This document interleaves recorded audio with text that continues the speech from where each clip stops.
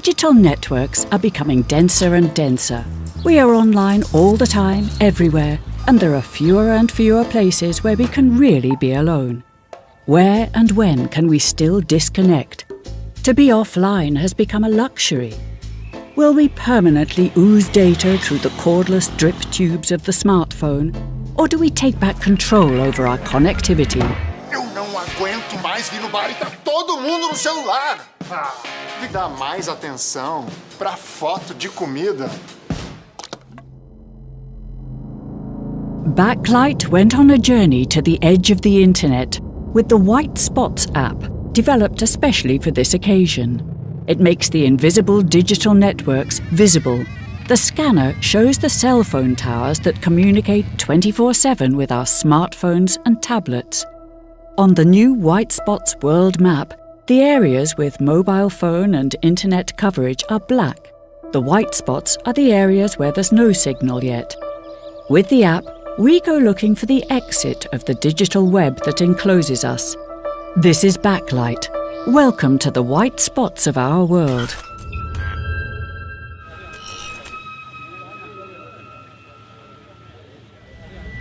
Companies and governments want the whole wide world to be connected by wireless internet, so they are experimenting with drones and satellites to achieve total connectivity. එහෙම ක්‍රමවේදයක් හදන මේක තමයි මේ Google බැලුමේ අවසාන අරමුණ සියලු දෙනා සම්බන්ධ කිරීම. But what exactly will it mean if this master plan becomes a reality? Will we never be able to be alone again if the whole planet is connected and we can all be reached all the time, everywhere?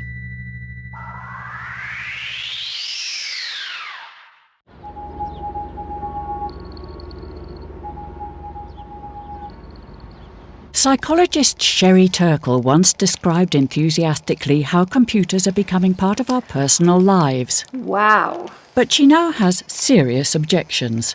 On our app, she sees the enormous density of cell phone towers around her. It just makes me sad.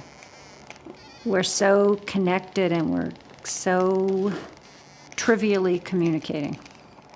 On the White Spots world map, she wants to create more sacred places without internet and mobile phone reception. I don't think there'll be places that will not be covered by the internet. Everything will be covered. Yeah. The entire planet. Yes. I think that the sacred spaces are places that we create where we choose to not use connectivity. I mean, my classroom is technically black, except that nobody has a phone or a laptop in them. So it counts on your map as a black spot, but it's pure white.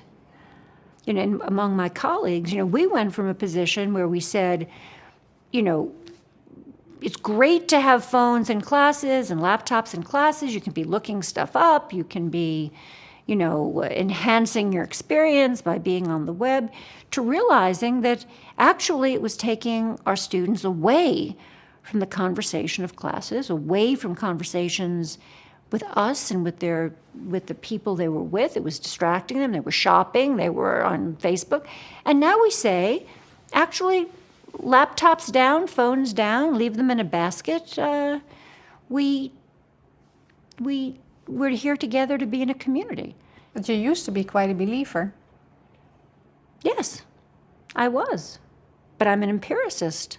And it turns out that my observations of distraction were the same as what all the research was showing, which is that when an open laptop in a classroom creates a circle of distraction around that open laptop. So it's not just the person with the open laptop who is distracted.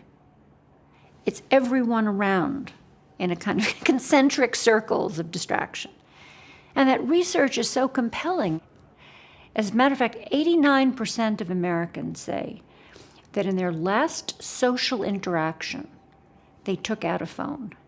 And 82% say that it deteriorated the conversation. So in America, we're at a kind of funny point where we're all the time doing something that we know is not really good for us. So I think we're at a point, a kind of tipping point, where there's the possibility for change.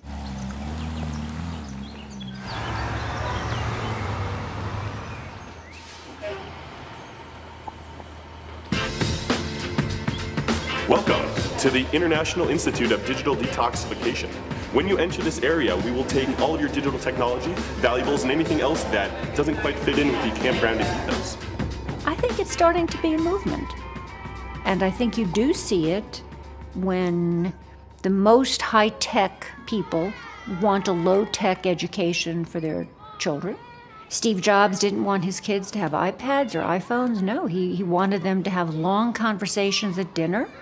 And many, many Silicon Valley parents send their children to Waldorf schools, Montessori schools, schools where there's very little technology, because the mandarins of this new society often put as their highest value the kind of conversation that this technology undermines. There's nothing wrong with phones. There's nothing wrong with connectivity. I love connectivity. Let me just get that. I can't turn this off. Hello? I don't think for me the point is to unplug. I think the point is to know when to take a break.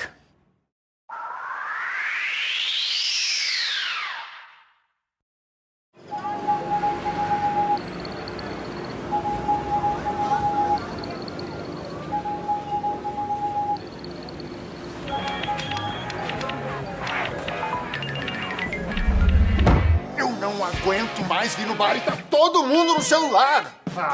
Fica aí, ó, dando mais importância pra frase falsa do Shakespeare do que pra essa guria linda aqui, tia.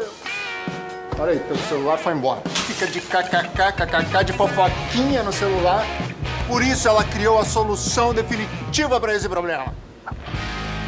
O anulador de celular polar. The cell phone unifier works like this. You put the beer in, the turn is on, and after it turns on, the signal is blocked. No signal. This is a smart device to trigger a response and make people start thinking that, all right, maybe here at the bar we should talking more, not be slaves to our smartphones. Here in Brazil, many people use the cell phones 24 hours a day. People are not living the moment, they're living the virtual world, and everything that's happening on the internet is more interesting, more important than their friends that right in front of each other.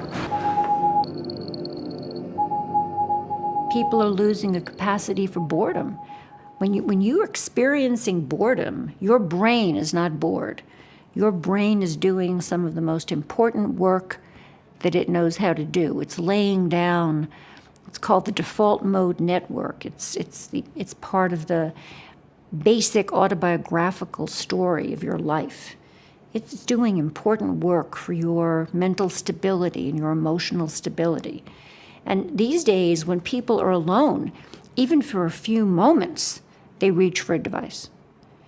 And there's an extraordinary study that shows that after as little as 6 minutes alone, people would rather give themselves electroshocks, self-administer electroshocks, rather than just sit quietly alone. Yet there is a growing group of people who want to unplug once in a while. It's especially the elite with the most expensive smartphones who choose to disconnect. In the German Black Forest, a luxury spa caters to this need, offering deep sleep and digital detox treatments in carefully constructed rooms where brass plates and graphite wallpaper block all Wi-Fi and phone signals.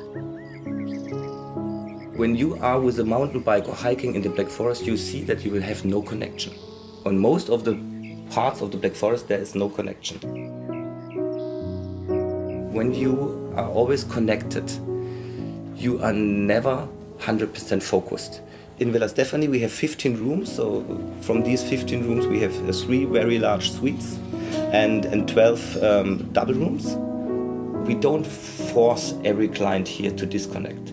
You have some hotels also there is no Wi-Fi. Yeah, here the clients can choose, and we have a nice book here from Daniel Sieberg. It's the digital diet. It's the 4 steps how to get rid of these devices, and then had to break and to make some breaks. And when we see that clients maybe are open for this, we just give them the book and said, okay, you have time, just read, and maybe then they say it's nothing for me, or they say, okay, I will try. I will try that this time for lunch. Yeah, we take the tablets away, and we will talk to each other. Yeah. Of course, you can choose to go offline for a few days, either in a luxury hotel or in a cabin in the woods. It seems so simple. Just leave your phone at home, right? But is it also possible to live offline every day, no phone or internet, and still participate in society? The Armenian mountains are the home of popular writer Aram Pashyan. He is sometimes called the new Franz Kafka. His stories and poems are shared on the internet, but he has tossed his mobile phone away and chooses to live an analog life, so he can concentrate on writing.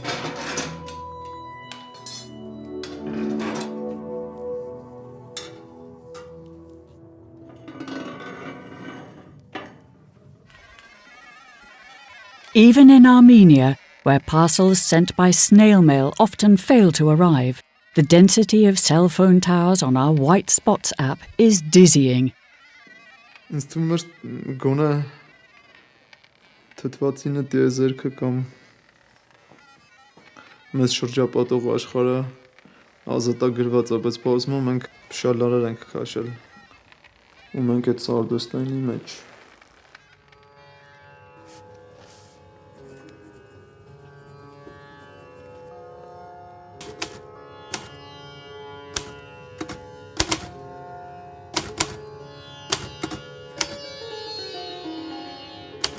Առաջին վերաբերմունքը հետաքրքրությունն էր սկզբից, այսինքն ինչ-որ որոշ ժամանակ կայի Facebook-ում, Twitter-ում ունեի հեռախոս, երևի մի տարի, 2 տարի պահում էի, բայց այդ ամեն ինչի իմաստը վերջին հաշվով, իմաստի հետ խնդիրներ ունեցա, որտեվ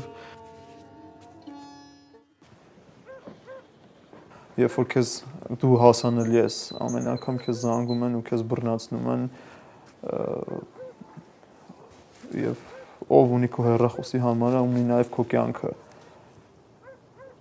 Հետո սկսվեց ինչ որ ֆիզիկական ու գիտակցական ինչ որ սոսկալի հոգնածություն, շատ հոգնած էի ու ընդհանրապես զանգերի չէի պատասխանում։ Ու մի օր էլ որոշեցի, որ դեմ պիտի նետամ հեռախոսը ու այդպես էլ արեցի։ Ու կորցրել եմ նաև հենց այդ ամենի պատճառով, որտեվ ինչ որ մի պահի ամնեզիա է առաջանում էկրանի առաջ, այդ սոցիալական կայքերում։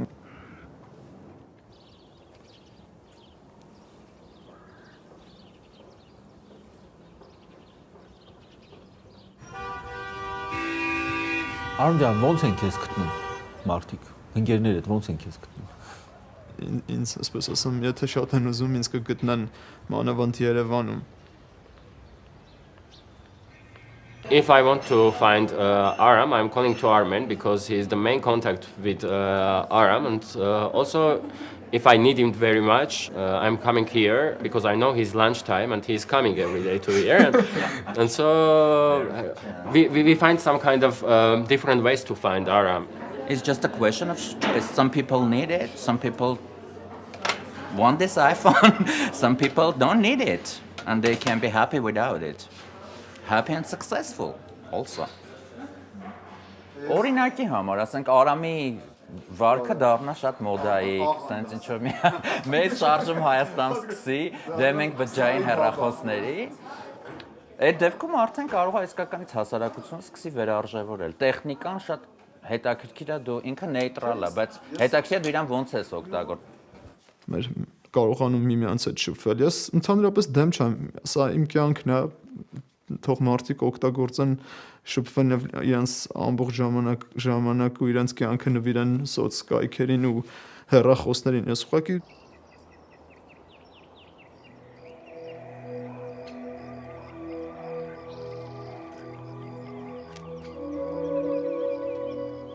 ու կարծում եմ, որ այդ մենակությունը բարիք է իրականում այդ մարդուն տրված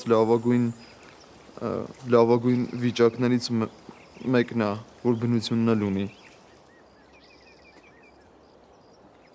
Կարծում եմ, որ միտքը ընդհանրապես միանգամից չի ծնվում։ Այդ երկարատև խմորումների արդյունքն է։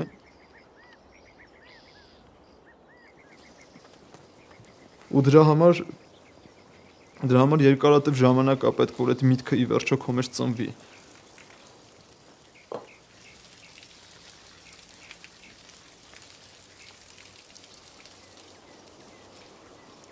Այնտեղ որտեղ Wi-Fi չկա, այդ երջանկությունն է երևի։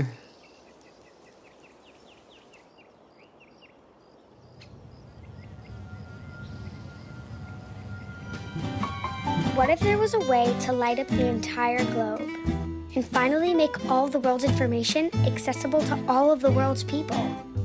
Well, maybe finding an answer starts with looking somewhere new. Like up, and trying something different, like balloons. Yep, that's right, balloons. Because it turns out that if you use balloons, it's faster and easier and cheaper to give everyone the internet than it is to give some people the internet.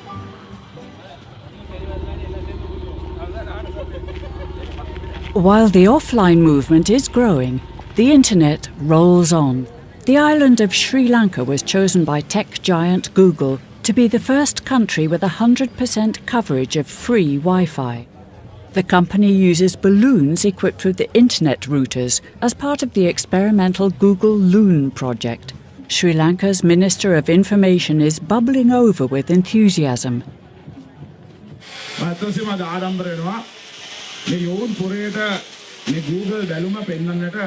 අපි අදහස් කරගන්න එක හේතුවක් වුණා.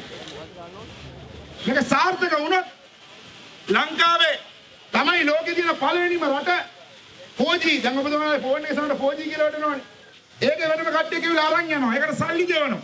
එහෙම ක්‍රමවේදයක් හදනවා. මේක තමයි මේ Google බැලුමේ අවසාන අරමුණ සියලු දෙනා සම්බන්ධ කිරීම. ඉතින් මේකේ ලොකු අරමුණක් තියෙනවා. අපේ ලොකු දර්ශනයක් තියෙනවා.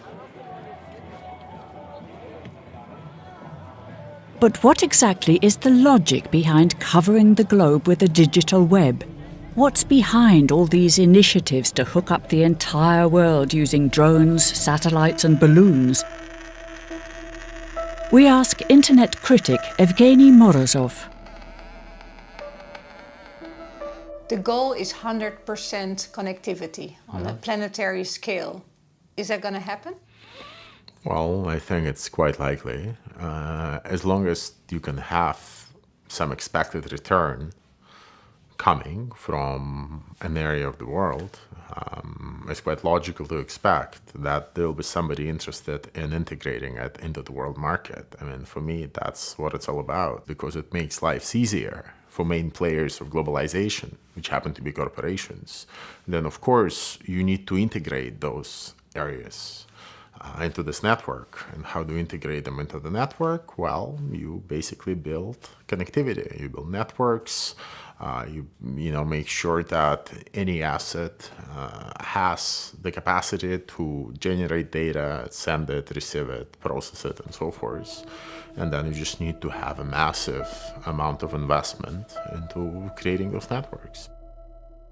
I think with Google, there is a concentrated effort, but also with Facebook. I mean, it's sort of many of the firms that now operate into what has been called surveillance capitalism, right? It's this idea that somehow by aggregating data, by analyzing it, you can maybe offer some services which are nominally free to the users, but nonetheless you can monetize them because you're generating data that advertisers are interested in. So there are a lot of companies that are interested in that model. මේ පෙට්ටිය තමයි ආරක්ෂා වෙන්න ඕනේ. මේකෙන් තමයි සම්පූර්ණ කරුණු ටික අවශ්‍ය දත්ත ටික සියලු දේවල් ටික අපේ ට්‍රාන්ස්මීටර් වලට කතා කරන්නේ. එක්ක H1 එහෙම නැත්නම් E කියලා වටන 3G වත් එන්නේ නැහැ. දැන් මේක ගියාට පස්සේ මුළු ලංකාවම ඕනම ගමක් ඕනම කොනක් ඕනම අස්සක් මේවා අපි ඔබතුමාලට පෙන්වන්න අපි මේ ඉන්න සුදු මහත්තුරු මේකට ලංකාවේ රජයට රුපියලක්වත් වියදම් වෙලා නැහැ. You think it's wise for Sri Lanka to accept Google Loon's total connectivity for their country? Well, I think in the case of many developing countries, and I think Sri Lanka here would be one of many, they are making a trade-off which fits with what the government itself believes. And I think what the government itself believes is that markets are good, American companies are good, creating more dependencies is probably okay as long as we can get some cash back. And in terms of electability, it's also a very great pitch to their population, because ultimately the population gets something good, connectivity, with the government paying absolutely nothing for its provision. I mean, ultimately, I think we have to understand that this is the new developmental model, that the idea is that these companies will come and build a lot of services for you, connectivity being one of them, but health, education, transportation, and others are waiting also to be offered, with those companies quickly taking over parts of the infrastructure that previously was offered differently. And ultimately, if you really want to go beyond the current model, you have to be asking very political and economic questions about things like data. Is data an asset? Can it be privately owned? Is it okay for a company like Google to collect my data while I'm using the service, then claim it as their own, and then basically derive all sorts of benefits, including financial benefits, from that data? You know, when I used to use the post office, I would have never thought that the post office would ever claim ownership over the contents of my letters.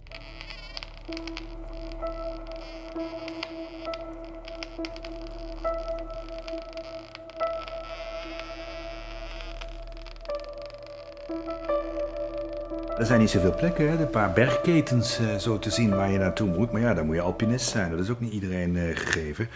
Dus in Europa zal het des te meer noodzakelijk zijn om de mogelijkheid tot dit soort white spots mogelijk te gaan maken. Hè?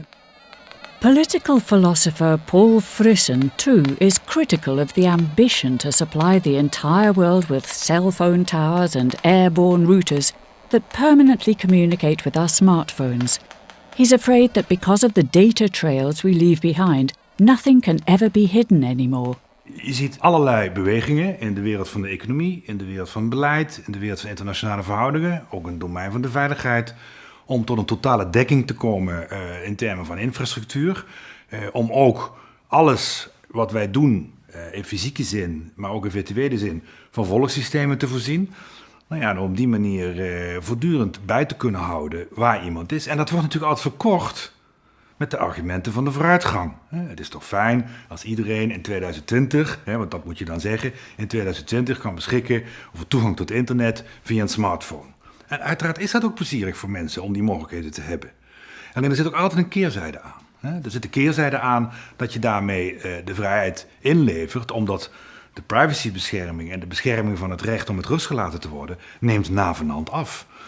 En heel veel mensen zeggen, maar als ik niks te verbergen heb, dan is het toch geen probleem? Nee, dat klopt. Alleen er zijn geen mensen die niks te verbergen hebben. Die bestaan niet. Heel simpel en plat gezegd, geef de pincode maar. Nou, dat doet ook vrijwel niemand. En er is zoveel te verbergen bij iedereen, omdat je niet alles aan iedereen wil vertellen.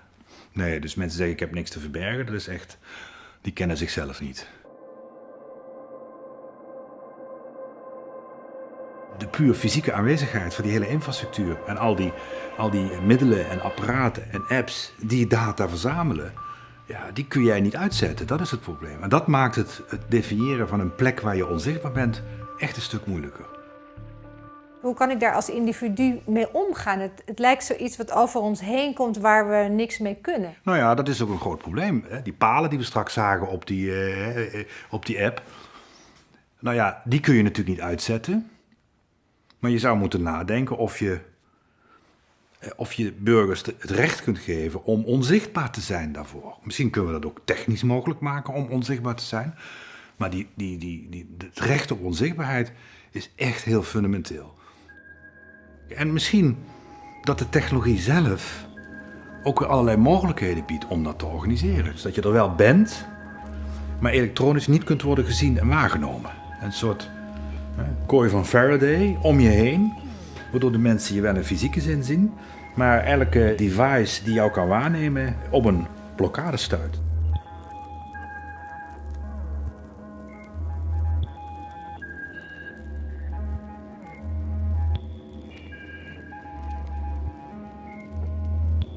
Based in the Netherlands, Holland Shielding is one of the world's market leaders in products that protect against electromagnetic radiation. Demand for these products has increased steeply over the past few years. De Internet of Things betekent dat de bandbreedte nog veel groter moet zijn om alle apparaten te kunnen verbinden. Dat betekent dat we naar nog hogere frequenties toe moeten gaan. En dat betekent dat er steeds meer beschermmateriaal nodig is om dat tegen te houden. Dit is een antenne en daar kunnen we een heel groot spectrum mee meten. Dat doen we hier in een anechoïsche meetruimte. En daar kunnen we dus vaststellen hoeveel straling dat een apparaat uitgeeft. Of hoe gevoelig dat die ervoor is. En dan kunnen we het apparaat zo aanpassen dat die wel aan de norm kan voldoen. We maken nu 24.000 verschillende producten. Wij groeien ondanks de crisis 1% of 30 per jaar, dus dat is gigantisch. With the increasing wireless communication between all these devices, the chance of being tracked, traced and spied upon has risen accordingly. So there's a new market for radiation-free protection cages. Secret services and law firms are among the buyers.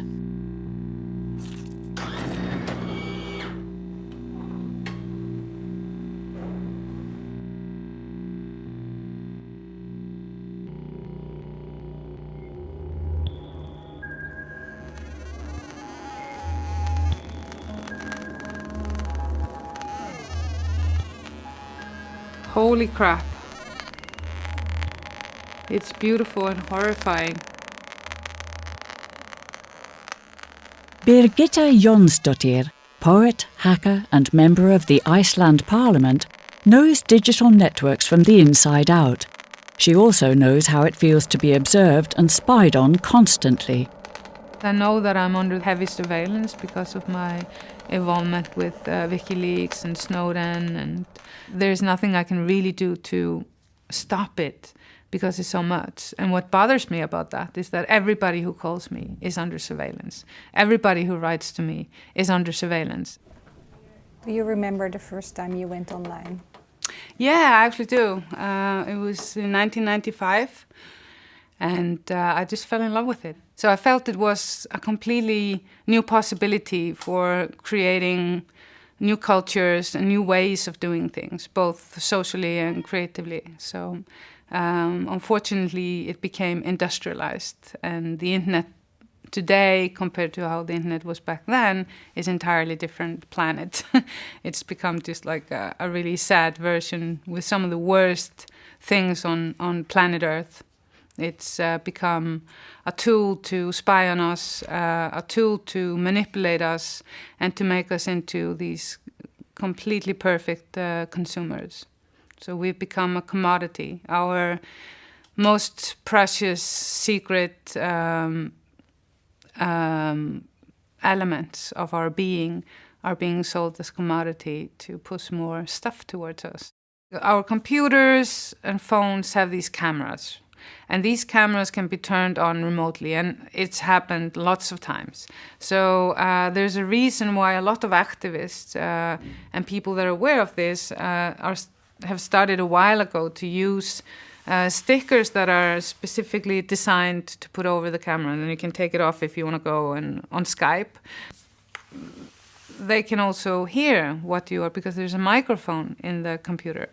And the same applies to even Barbie dolls and your television. And it's going to get into everything, all your devices. Voice recognition requires massive processing. So it's sent off into a cloud. And a cloud is just a computer somewhere. It's not like it's up in the digital sky. It's just in very powerful computers. And so these companies that create these devices, they have direct access into your device. So somebody can be on the other line seeing you and hearing you. Hello Dream House has the ability to be Wi-Fi connected. It also responds to speech commands. Hello Dream House, bring the elevator down. Bad. That is so cool. One dance party coming up. Even in some cars, you have voice command. And this is all happening very quickly. And I have not seen any laws or regulations about this, nowhere. And so we're worried that hackers can get into our computers and take control over them. What if they can get control over your car, the computer in your car, or the computer that monitors your heart? If you think about all the stuff that you are in no control of putting into this massive database that's about you, that's dangerous. You know, now I work as a legislator, and I have specialized in the field of legislation that deals with these realities. And the fact of the matter is that no legislator in the world has been able to keep up with the rapid development. Technology is creeping further and further into our lives, says Jonsdottir. But if the government can't keep up with this digital acceleration, how can we get a grip on it?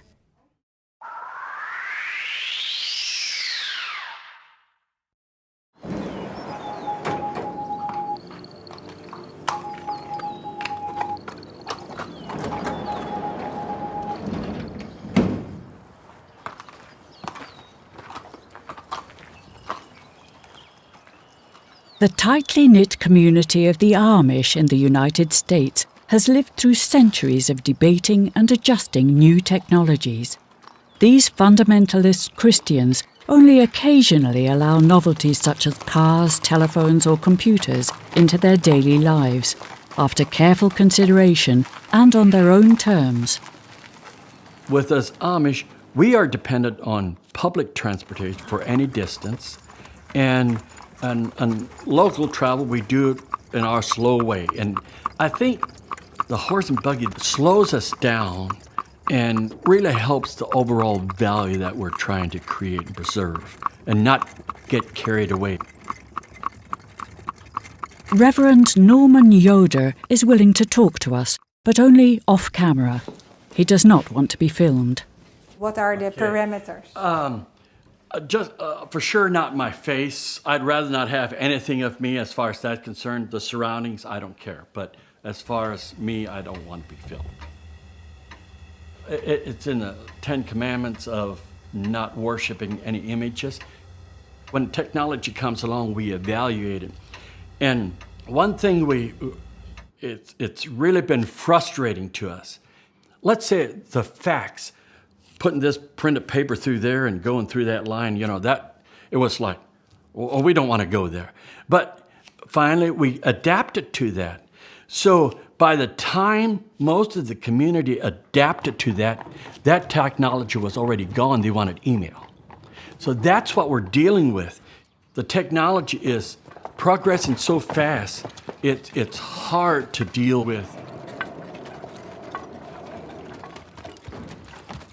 As a group, we see more and more we have to teach what the moral impact is in being involved in this, so each individual can make better choices for themselves.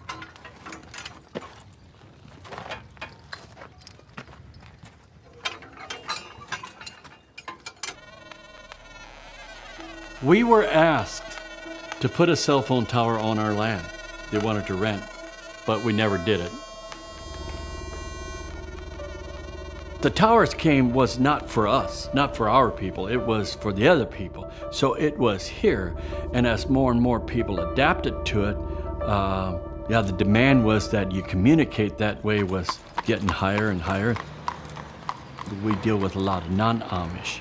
They demand instant communication. They need to know now. And we get wrapped up in that, Now, dealing with internet, email, that is a serious issue.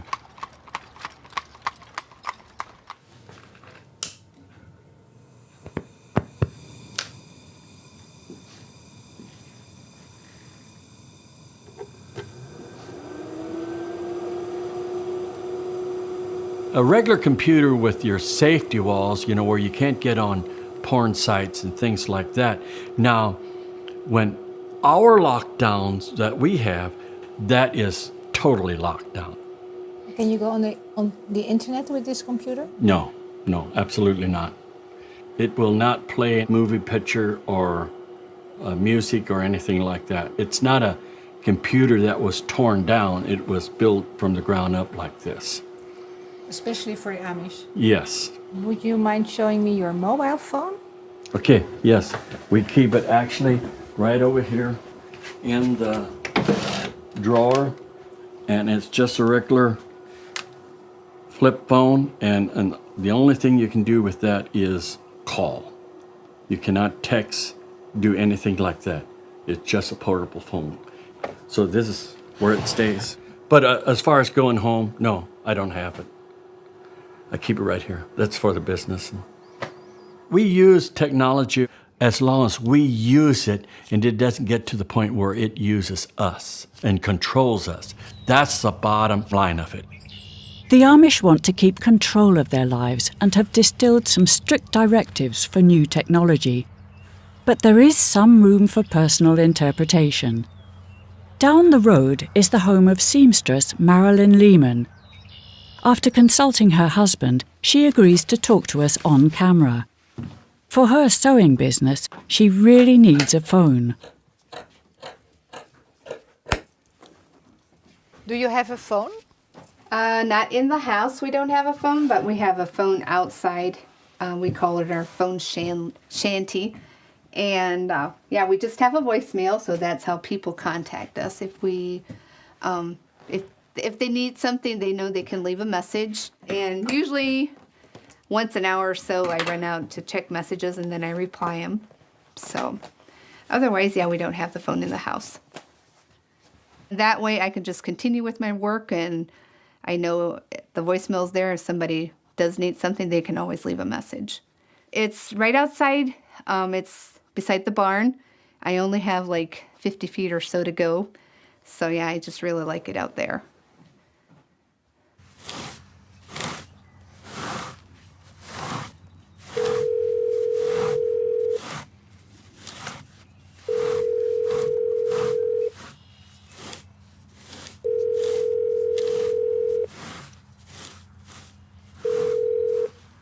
Hello, you've reached the Layman and also Layman's Sewing. Leave us a message. We'll get back with you as soon as we can. Press the tone. Please record your message. Have you been online? No. No, I wouldn't know how to get online. So, no, I've never been online. Are you curious about the internet? I cannot even really say that I am. I mean, it's never crossed my mind because I guess we've had successful business now for 14 years without any computer access or internet access, or, yeah, just me and my faithful old phone shack. So.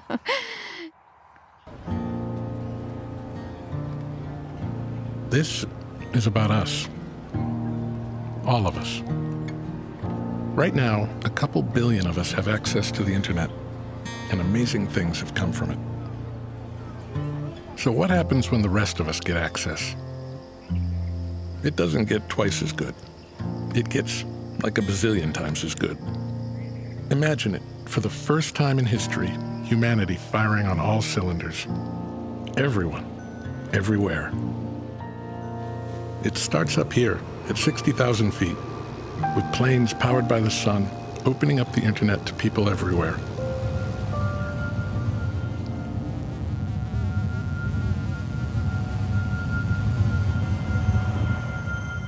Google and Facebook are the new colonial powers? To some extent, yes. They are new colonial powers because they operate very closely with the foreign agendas of the US government. That clearly has a certain imperial dimension to it. You're basically seeing huge extraction of value and huge extraction of assets, intangible ones like data, which I think will be key to the functioning of those economies and to their ability to actually articulate the sovereign alternative to a world where otherwise they will end up completely integrated into a system where they cannot write the rules, they cannot sue the companies, and they just have to follow the dictate of corporations, essentially.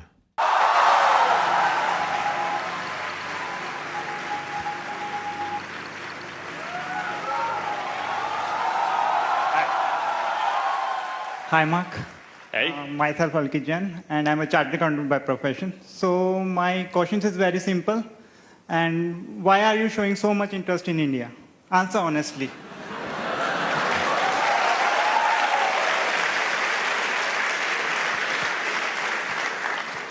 So our mission is to give everyone in the world the power to share what's important to them and to connect every person in the world. And India is the world's largest democracy. It's one of the biggest countries where if you really have a mission of connecting every person in the world, you can't do that without helping to connect everyone in India. Facebook, they consider themselves to be the biggest community in the world, the biggest democracy, because there are more people on Facebook than in China or India. So what Facebook did recently was they offered something that was or is called free basics in India. Free basic means that they want to give free internet to the poorest people in India at a cost. And the cost is that you have only access to what Facebook wants you to have access to. It's the complete opposite to net neutrality. And there was a massive sort of protest against this. And so what Facebook did to try to push it even further was that they sent a message to all the Facebook users in India to urge them to sign a petition for free basics. They were testing how far they could get away with it. And they didn't start with a small country, but the largest populated country in the world. And, if there had not been some resistance towards this and awareness building, then they would have gotten away with it. Welcome to Facebook. Thank you. Thank you. Now, there are still 1 billion people in India who we need to connect to the internet. And connecting them represents one of the greatest opportunities available to humanity today. So I'm deeply appreciative of Prime Minister Modi's commitment to Digital India, to make this enormous opportunity a reality for all Indians. You have to understand what drives those companies. Those companies are not really interested in immediate payoffs. They're only interested in convincing their investors that they will keep on growing indefinitely. So as their user growth slows down in North America and Western Europe, they have to convince their investors in financial markets that they have the capacity to capture the markets in India, China, Russia, Latin America, and so forth. And the easiest way to convince the investors is by basically striking this deal with telecom operators, in the case of Facebook, and the same also in the case of Google, to bring in more and more people on board in the hopes of convincing the investors that once those people are on board, they'll also become users of Facebook, Google, and so forth.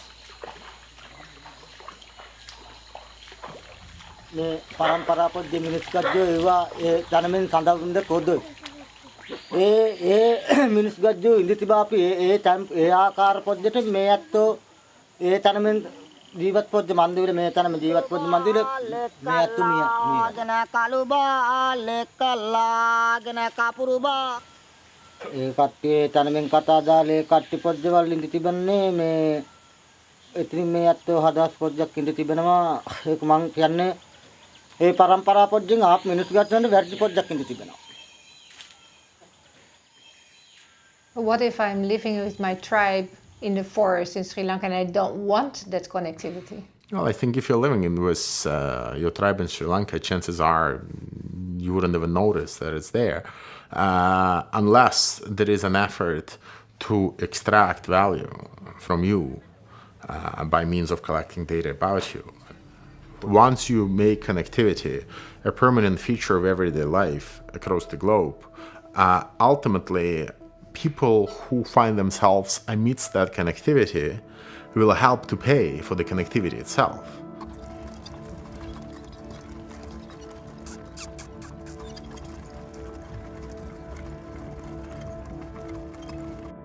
We are definitely in the black zone.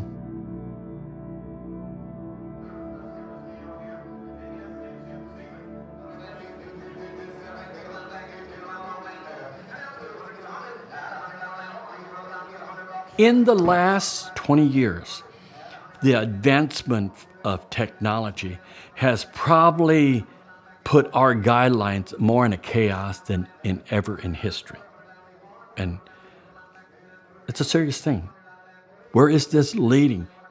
The technology that the computer and the internet is, that basic technology is creating the availability to have a one world order and everything being done by paperless and all that. So the question to us is, when is that time going to be that we say, we're just not going to adapt? And I think what we're trying to do is a good example that could realistically be adapted in the whole world if we want to. I don't see a future where we massively disconnect. I see a future where we learn to connect with greater wisdom. That's my hope.